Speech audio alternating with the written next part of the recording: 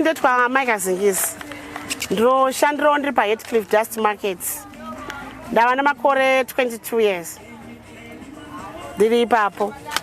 Tinoita zvema-vegetables kunyanya, fruit and vegetables. Tinotengesa ma-apples, manwiwa, ma-onions, ma-butternut, ma-cucumber, oranges, green beans, ma-carrots, pineapple, grapes, garlic, ginger. Tinotengesa zvinhu zvakawanda. Zvakawandisa. Tomuka kuma-4 every day. Tichinohodha zvimwe zvacho tinohodha kumbare, especially ma-fruits tinawana kumbare. Madomasi tinawana pano, tine market yedu panapa. Tinowana panapa kana kuti kudomboshava. Asi ma-fruits ese tinowana kumbare. Mukushanda imo mubusiness redu unosangana nezvakasiyana siyana. Ma-customers unosangana ne-types dzese dzema-customers. Vamwe vari rafu, vamwe vakanakawo, but takadzidziswa kuti munhu akakusvikira nemutowo wakadai ndio muhenderawo nemutowo wakadai. Nyangwe ari rafu ndio muite kuti ndimugamuchire zvakanaka. Ndofana kudzidza mumwe nemumwe zvaari.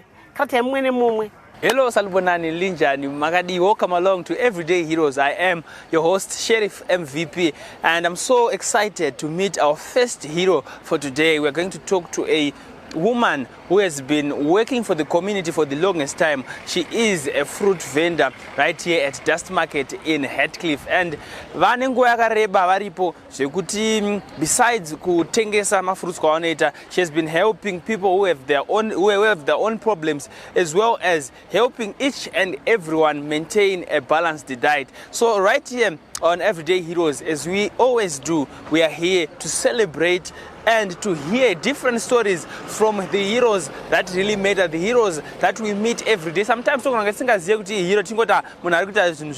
but these people are serving the community. Today we're going to meet a young, sorry, it's not a young woman. Pick up, today we're going to meet.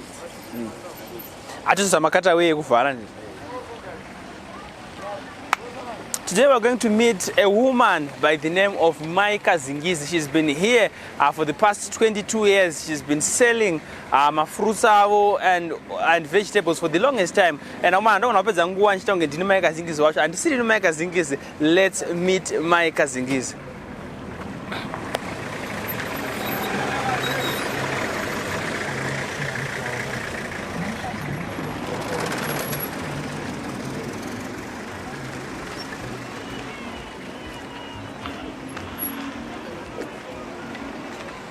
So sezvandataura earlier on ndazosangana na mama waye ene ndasvika pandatopiwa basa mukasitanga kundishaya ndendera kugraft kwangu noku mama Makadi Ndibonse komwanangu ndinofara maona kutanga nekuzviintroduce kuvanhu kuti vanhu vakuziyei.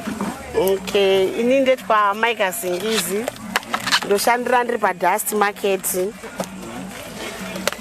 Heathcliff Market, Dust Market. Ndofunga mazinzira mega kubva kuna mama ndopatiri paDust Market kuHeathcliff. Mama, my first question, kuti manenguva yakareba sei muchisenza paDust panapa? Tarima 22 years now. Amana, kuna vasingazive inini ndine 21 years, meaning kuti mama wakatanga kutengesa nsana tombozvarwa. So she has been serving the community for the longest time. Mukangondiona mukuru wandaita kudai so munoziva kuti mama vane nguva yakareba kudai so vachitengesa. So mama chichakaita muzotanga kutengesa kana makatangira panapa here? Takambotanga ticha zvemusika wepamba. Kubva tazokurawo zvokusvika pamarket yakakura zvakadai. Saka chakaita kuti chakaita muzotanga kutengesera pamba chekutanga? Chakaita kutengesera pamba inhau yekungotsvangawo zvekuraramisa nazvo. Nemunyika medu motongoda munhu anozvibatira nemaoko. Saka takangona kuti kutanga kutengesa kuri nani. So makangogara muchingoita zve-fresh produce nguva yese? Yeah, fresh produce. Alright. And pamakazo-expanda makuya kuno kuDust, obviously it was now more than just kuraramisa munhu. Kwanga kuseva community because even dzimwe nguva tichibva kwati tichibva toti tikaenda paDust pana madhavai vanenge vane maapple ari fresh, vanenge vane mawatermelon ari fresh. chicha mazo realize no chini cha chisiri changu ndega changu ne community. Ne community, yeah. Zvinhu zvinoita kuti munzwe sei. Yes, mamukase. Pineapple $2 ne $50. Then kuzorealize kuti chinhu chakuseva community. Yeah. Zvinhu zvinoita kuti mufile sei. Tongonzwa kuti ro zvakanaka kuti ikiwa zvinezvo katasa nezvo zvanga zviri muno muHeathcliff tansina kudai. Yeveri market diki. Saka iko zvinezvo takugona kuaccommodate vanhu vakawanda seve kuBorodero ana Westgate vanodriva kuya panapa. Vanhu venzvimbo dzakasiyana-siyana vanotobva kurefu kuya kuzotenga panapa. Saka zvisiri zvokuti tiri kusevha Heathcliff only, takusevha vanhu vakawanda. Unoda kuti kuno kuvanotadzisa kuti tinoshopa zviri free vachikombeya nekumbare. Saka vanoprefer kudriva kubva kure kuya kuno kuHeathcliff.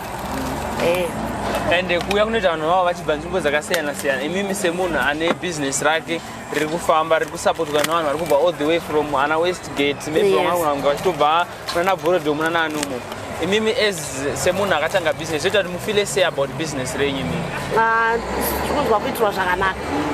Nekuda kwokuti takura tave pamusoro tichikombeya nekumashure. And then now obviously pakuti munoswera muri kuno dzimwe nguva munoredza kusangana kunyatsowana time yakakwana nemhuri. Yes. Mune here maybe mamwe mazuva munozoti nhasi ndisikuenda kumusika ndamboswera nemhuri yangu ndimbokombanseta. Ipapo ndo panenge challenge ndichana. Because business redu iri tricky pano vanhu. Pekuti tinodhila nema produce ekuti hatane kushata kuora. Saka ndekutoti everyday anofanira kunge achitengeswa. Ndinofanira kuti tomeka sure kuti zvirana zvakanaka ndinofanira kuti everyday ndinge ndiri pamusika. Zuva ranotombotiwo iri ndomboshaika mchana iSunday kusvika kumasikati na 2 o'clock nenda ridzoka pabusiness. Saka ndongwaza ndotombowana nguva nevana idzodzo shoma kazhinji tendiri pabasa. Saka disadvantage kumhuri yekuti havana nguva nesu nenhau yebasa. Alright. And then let's talk about chinhu chinorwadza munhu wese kumukira makuseni. Obviously tozokuona panapa maybe around 8, 9, 10. But mune nguva dzimwe dzamamuka dzekuti inini mukandimutsa nguva idzodzo ndakagumbuka. Yeah, panguva dzekumuka sure. Panguva dzekumuka tinomuka zvechokwadi 4 o'clock tofanira kunge munhu musika amuka. Yeah. So muchitanga do you have any experience kana mumwe musi muchiri kutanga makazopepuka nguva dzatoenda apa mufanira mukana 4 muzozotofhiringika? Yeah, zvinoitika kakaona. Zvinoitika. Nenguva rero munhu wakaneta kana kuti nyama isikuita zvakanaka zvinoitika izvozvo. Kozokarwa watoona kuti kunzikuye kwatochenesa ndakarara. Saka inenge yadisadvantage kuti staff hauchaiwanawo imwe yatinowana panapa. And then obviously business mukuseva community mune vamwe vanenge vasingaoneke mukuseva community. Kuna vamwe vangachiona maybe muda kutovavhara here kunge muda kuvadhurisira zvinhu modhila nawo sei makastoma akadaro ekuti angona kuya panapo kuti maapple moti kana kuti $4 ari 4 handiti iyo tangati $4 motombotenga $5. Dzimwe mamwe maproblem amunosangana nawo munodhila nawo sei? Tinongovagamuchira vese vanhu vakadaro ivavo. Takadzidziswa zvizhinji zvekuti tofanira kutaura sei nemacustomers. Tine macustomers akasiyana-siyana. Tine vakadaro vokuti mwana tingatoti mbasera okundisira chimba sandanga kubvunza mbasera asi tabudisa mari. Saka tinogona kutaura nawo. Tine mutauriro wedu wakanaka wekuti iye ndofanira kumusiya ari paposition yakanaka. Yekuti haazofilo zvisina kuita zvakanaka kwaari. And then tichitaura community, back to the community now. Semunhu ari kuseva community munorelatawo sei nevamwe mumaraini?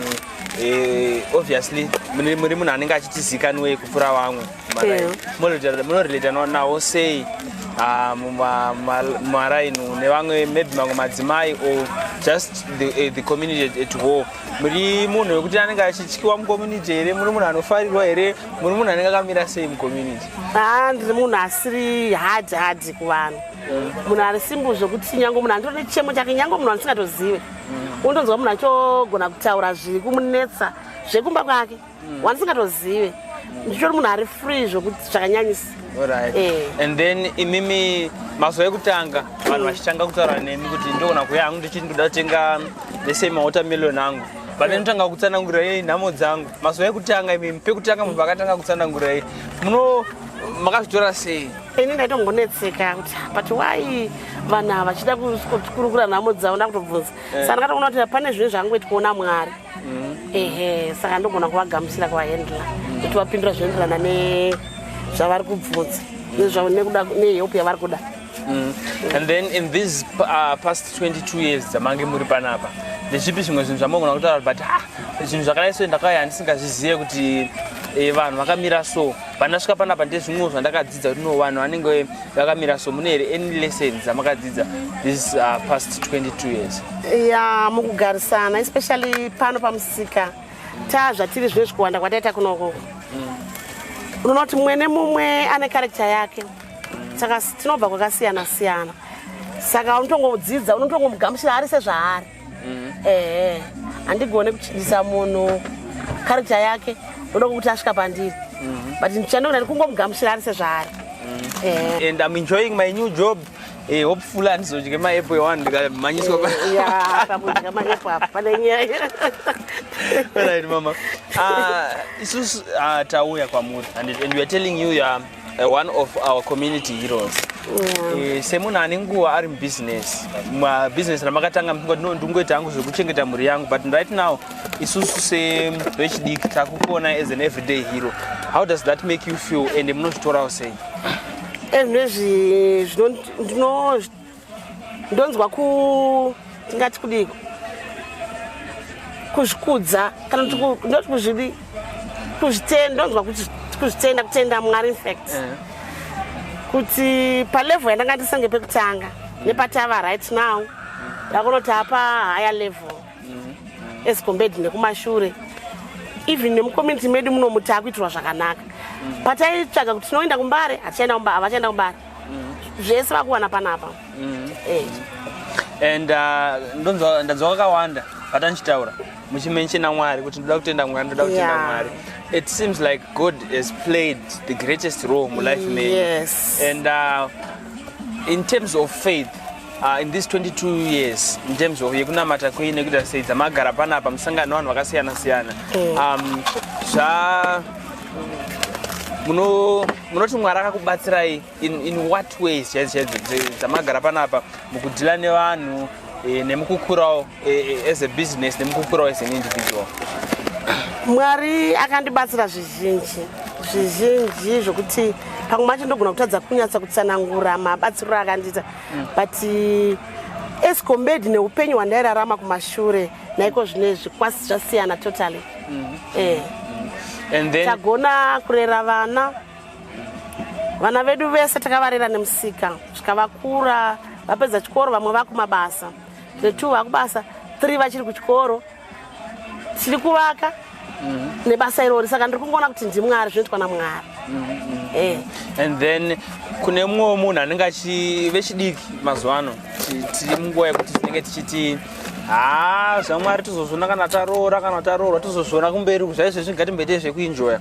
Imimi semunhu anonyatsoziva udzamu webasa rinoitwa naMwari muupenyu hwemunhu, munoti chii kune wechidiki anenge achifunga kuti zvaMwari izvozvi zvanga ndimbosiya ndizozviona kumberi? Kune munhu akadaro ndoti dai anga rumwe munhu aziva Mwari nguva ichiripo. Ende muna Mwari tinenge takwana nezvose. Zvimwe zvacho zvatisingagone tega tinogoneswa naMwari. Pamwe pacho tinokaruka tatoyambuka takumira uko nekuda kwaMwari. Saka pari chimwe nechimwe chatinoita chose ngatingoziva kuti kuna Mwari, tinogoneswa naMwari. And then above everything muri business person. Yes. Kune mwe wechidiki anenge achitoti ndikushaya pekutangira ina kuna mabasa zvinhu zvacho zvinombonemirira mushe maybe kuchikoro zvinotonetsawo futi.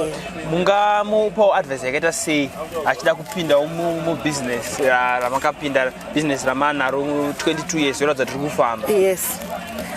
Inini kune vechidiki kana kune mumwe munhuwo zvake handikangoti vechidiki chete. Kune vamwe vakuru vakatongogara ari nowhere asina kana kuziva kuti ndotangira papi. Inini kuna akatosununguka kana kuti ndiona ndogona kumubatsira nemaadvise ndingazoshaya zvangu financially but pama advice ndogona kumubatsira ndichimuudza kuti anogona kunoona kana kwekutanga tine mamwe microfinance vanogona kusimudzira vanhu pamabusiness edu aya tinawo vakawanda saka munhu wekuti anoda kutangawo business rake iroro asina pekutangira akandiona ndogona kumuratidza kwekuenda Sama ndofunga mukuzindobva kuna mama why ndofunga mukuona why we are saying mama is an everyday hero vakutoa kuti iwewe kana usina pekutangira usitorina zvekuita ukasvika padust market ukandotsvaga maikazingizi unobva ipapo wato a business person mama kuti vari ready to help anyone anenge aida kupindawo mubusiness iri then mama tichikombera some my life lessons maybe hazvinei business maybe hazvinei chi but pane zvimwe zvinhu zvamunoti nini ndikawana mukana wekuudza munhu wese ndida kumuudza kuti munhu anofanira kurarama akadai so kana kuti munhu any advice yamunogona kutipawo advice yandogona kupa kuvanhu ndeyekuti ngatiramei munashe kana tararama munashe takwana nezvose zvinorema zviriko but kana ndiri muna Mwari vanondipa strength ndinosimba ndinoramba ndichivandudzwa everyday especially pabusiness redu ratinaro iri harigoneke ndisina Mwari ndipo noti munhu anongoti fambe otonzi adonha mubusiness afamba atadza kana kuenda kwaanoenda ndoda kuti Mwari panenge pasina but kana ndina Mwari vanenge vachindiguida kuti no mwanangu do this iko zvino izvi pane nguva yatiri inei tora chakadai chinogona kufamba iguidance inotobva kuna Mwari saka kana ndiri ndega ine ndisina Mwari zvinenge zvakatosiyana even nefinance yedu inochengetwa naShe tinogona kuiunganidza but kana pasina Mwari zvinova pasina aiwa mashoko makukutu and then health wise muri munhu anotengesa fresh produce ndezvi zvimwe zvinhu zvamuno encourage munhu wese kuti izvi ngapota achidya pota zvidyiwo zvakati mahwanu munongoti but ukadya izvi zvikai panhau dzeutano unenge uri muright direction pautano indinoti dai waikwanisa kutouya uchitora mafruits amagazingizi everyday because mafruits amagazingizi anenge ari fresh everyday everyday anenge ari fresh pamwe pacho unogona kuzonotenga mafruits agara ari mazuva akawanda autozokonzeresa kurwara zvakare saka ndokurudzira kuti ngavatenge zviri fresh from magazingizi tichatenga kubva kuna magazingizi business ravo hasi ravo vari vega vari kubatsira community yese amanaka I had the greatest time ndichitaura namagazingizi ndikunzwa kufara magazingizi mune rimwe mashoko enyu ekupedzisira ungade ungotaura ini ndiri kungotenda nemukana iwowu nekukurudzira vamwe vese uko kumudzoko kuti hakuna chinoitwa pasina Mwari Mwari kumberi inini mumashure ndichiteera kumashure thank you so much but handifariri kubva ndisina kupiwa yangu personal advice newe mwana wangu iwewe Mwari kumberi bandofara ndoziva kuti Mwari unomuziva aiwa ndomuziva iwewe handinyanyo kukutyira.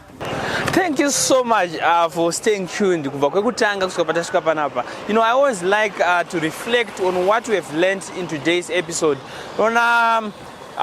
Most of the times we think kuti my heroes vanhu vanenge vachita zvinhu ameno handizive kuti nomezha sei but pane zvimwe zvinhu zvatotarisira kuti izvi ndozvinoitwa nemaheroes izvi hazviitwa nemaheroes but for me nhasi ndatidza kuti you can be a hero anywhere kwauri ikokoko. You might be a builder, you might be a teacher, you might be a doctor, you might be a pilot, but you can be a hero everywhere you are. And what makes a hero, according to me, what makes a hero is what you do to the community and what you think when doing whatever you are doing. You might be doing your business, you might be doing whatever you are doing, but what you think and how you view the community is what makes you a hero. Maika Zingizi, from the story of Maika Zingizi, tatodzidza zvakawanda kuti, you know, she's been there for 22 years. She's been selling for 22 years. And in those 22 years, she has always given an ear. She has always given an ear. Ukaskoone nyaya yako yauri kutaura iwewe vanoteerera dzinguva tokupa advice. And also she has constantly woken up at 4 a.m. for the past 22 years And I believe good even uchizvimukira zvinhu zvako, that makes you a hero. Do you know why?